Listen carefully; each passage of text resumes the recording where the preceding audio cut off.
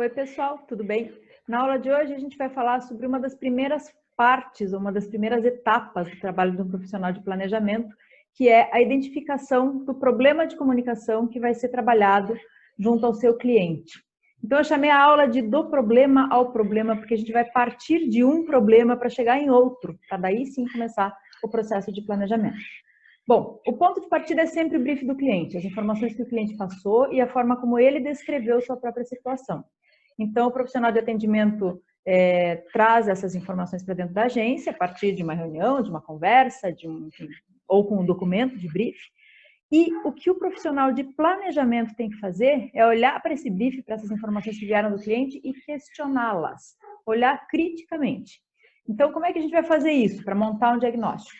A primeira coisa é resumir tudo que tiver de informação nesse brief e definir de preferência numa frase curta o que o cliente parece querer ou parece precisar que a agência faça ou que você, num projeto seu, faça para ele. Resumir isso numa frase e tem isso como ponto de partida daquilo que vai ser questionado, como eu disse, né? A partir dessa frase, e meio que desconfiando, como está escrito ali, de que o cliente talvez não saiba exatamente avaliar a sua situação real, talvez ele tenha uma visão parcial, talvez ele seja excessivamente otimista.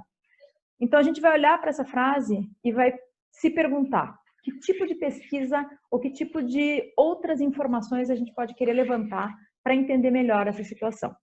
E aí essa pesquisa vai ser feita, esses outros dados vão ser trazidos para juntar, né, para ter um cenário melhor. E a gente volta então à frase do problema ao problema. Nosso ponto de partida vai ter que ser sempre o problema indicado pelo cliente, porque sem um cliente dizendo o que ele precisa, não existe publicidade. Mas o que está dentro da seta, que é o diagnóstico, é essencial para que a gente tenha um outro ponto de chegada, que seja quase sempre diferente do que o cliente falou. No mínimo, ele vai ser mais preciso. Às vezes é uma questão de ajuste fino.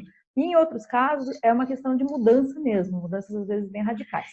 Então, esse ponto de chegada vai ser o problema que efetivamente a agência vai trabalhar e que ele tem que ser solucionado, enfim, com a campanha, o problema para o qual a gente vai buscar uma solução.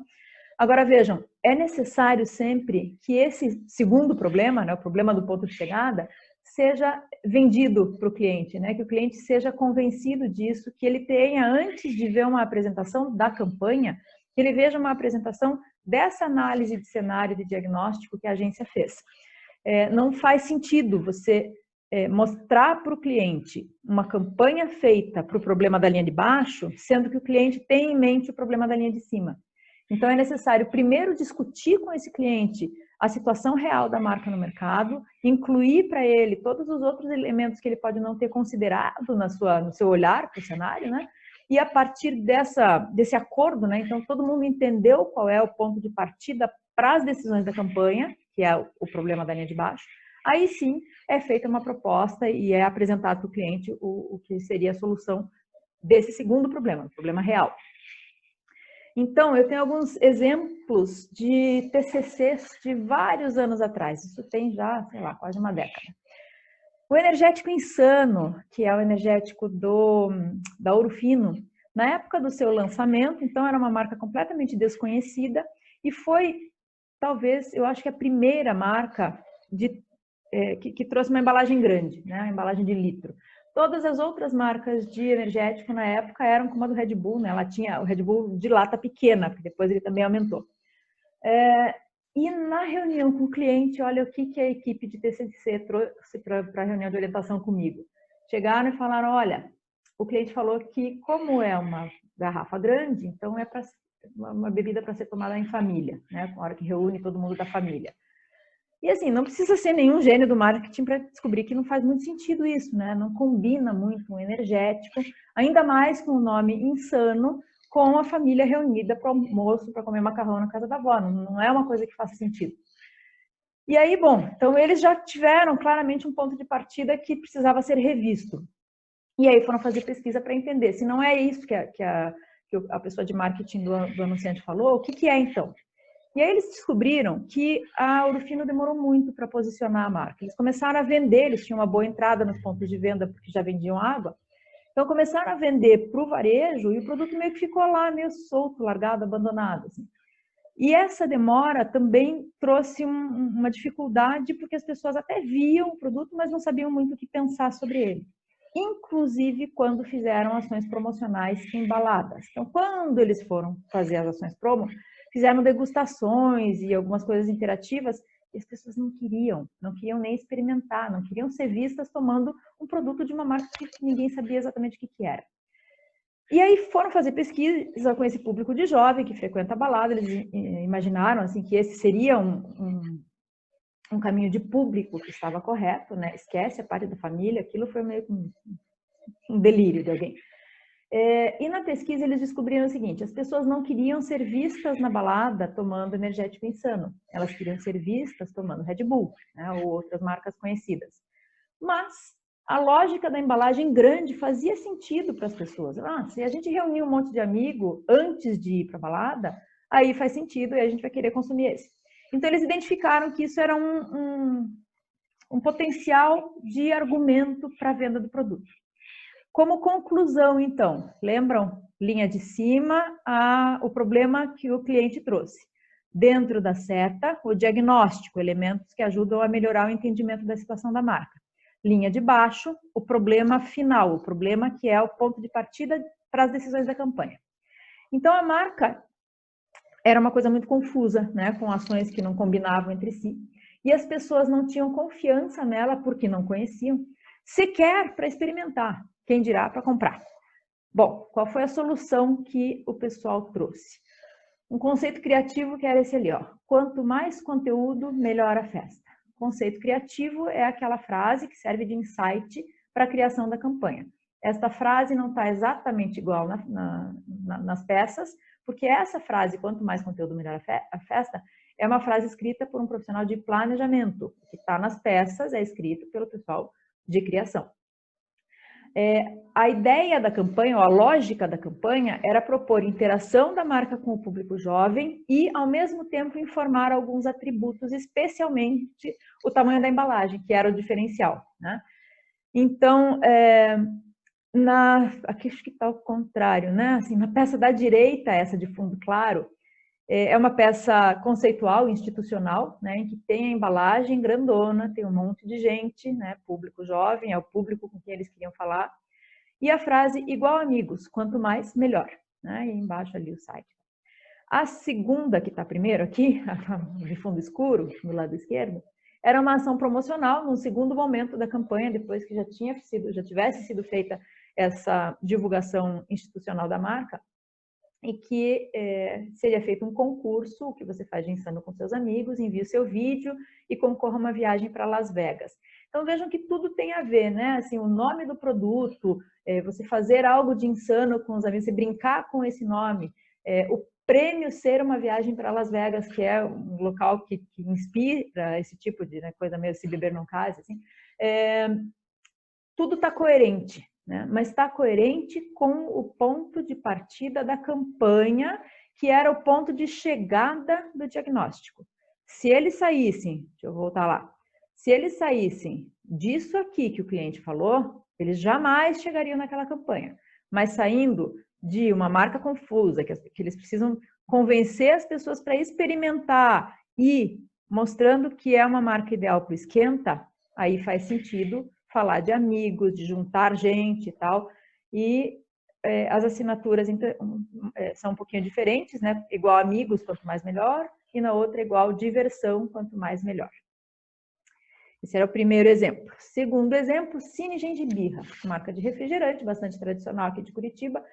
O que o cliente falou na época para essa equipe era o seguinte: olha, nossa marca está muito afastada do público jovem, ela só tem apelo para o público mais velho, que é saudosista e tal, então a gente precisa continuar falando com esses mais velhos, porque não adianta falar com o público jovem. Eles foram fazer pesquisa e descobriram o seguinte: o público jovem conhece Gengibirra, conhece e sabe mais ou menos o que é, não é conhece só de já ter ouvido falar. 85% dos jovens conhecem a marca e 25% citaram o sabor como uma característica bem marcante, né? Disseram que o gosto é estranho ou exótico. E aí foram olhar mais coisas. Eles foram na pesquisa tentar entender o comportamento dos jovens em relação aos refrigerantes, às ocasiões de consumo de refrigerante. E descobriram que 86% dos jovens bebem drinks alcoólicos que têm refrigerante na composição, né, na receita. E aí, com isso, já meio que acendeu uma luzinha de uma possibilidade de um caminho para a campanha. Só que, puxa, como é que a gente vai fazer para saber se isso faz sentido, né? Se dá certo ou não?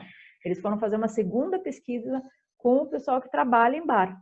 Falaram, existe uma associação de bartenders, foram atrás disso, conversaram com gente dessa área, com garçons, com atendentes de bar, etc. E descobriram que já tinha bastante gente que fazia drinks com gengibirra, e, portanto, isso era um caminho que era possível, né? Veja, hoje a gente tem muito, assim, recentemente tem muito consumo de drinks que levam refrigerante, né? Muita gente, sei lá, desde que surgiu o gin, como ressurgiu, né? Gin existe há 1000 anos.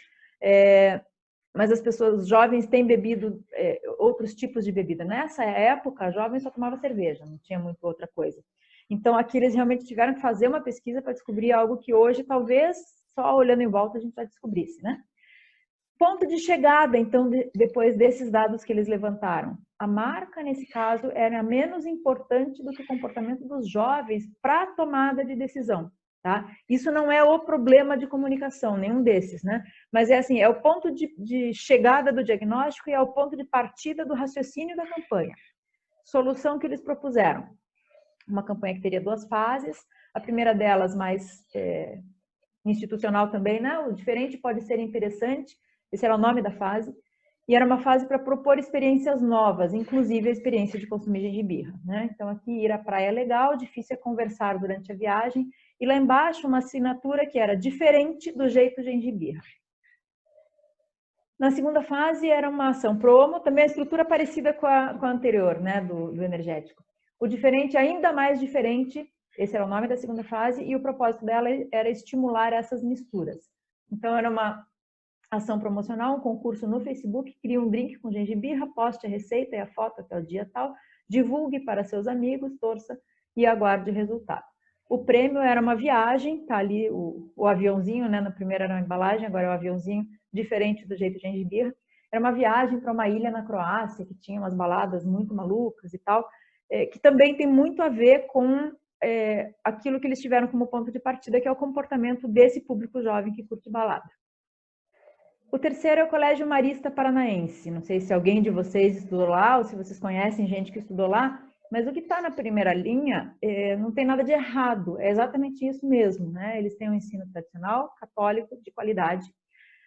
Só que o pessoal da escola dizia o seguinte, nessa época, olha, a gente não sabe por que a gente perde aluno no ensino médio, porque afinal a gente é tradicional, é católico, é de qualidade, essas coisas são boas, então a gente não entende a perda de alunos. Essa era, de certa forma, uma ingenuidade da parte deles, né? Que o pessoal da equipe que fez o trabalho percebeu? Que as turmas no fundamental eram lotadas, mas no ensino médio o pessoal debandava.